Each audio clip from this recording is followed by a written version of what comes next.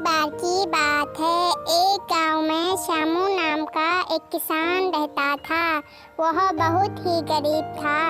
उसकी 5 बहनें और एक बूढ़ी माँ थी। उसके कंधों पर उन 5 बहनों की शादी की जिम्मेदारी थी। बेचारा बहुत मेहनती था और उसका सपना था कि वह अपनी बहनों की शादी ऐसे परिवारों में करवाएगा जहां उन्हें दोबारा ऐसी गरीबी न देखनी पड़े। लेकिन किस्मत को कुछ और ही मंजूर था। बेचारा हर बार इस उम्मीद में खेत जोतता कि शायद इस बार वर्षा हो जाए और अच्छी खेती पैदा हो और वह उसे बेचकर ढेर सारा धन कमाए। लेकिन हर बार उसका सपना अधूरा रह जाता था।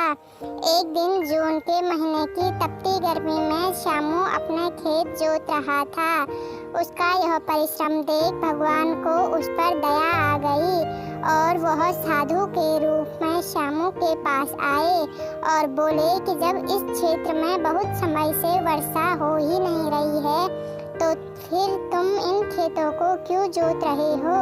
श्यामू ने कहा, बाबा मैं अपना काम कर रहा हूँ और बादलों का काम उन पर छोड़ रहा हूँ।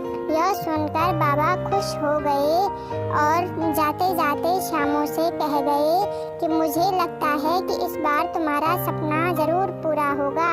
श्यामू ने बाबा को प्रणाम किया और खेत जोतने लगा।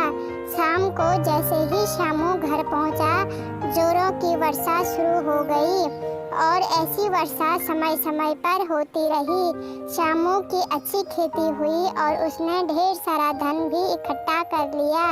अब उसने अपनी 5 बहनों की शादी अच्छे घरों में करवा दी और मन ही मन वह उस बाबा को धन्यवाद देता रहा। इस प्रकार श्यामू का सपना पूरा हो गया। इस कहानी से हमें यह सीख मिलती है कि परिश्रम कभी व्यर्थ नहीं जाता।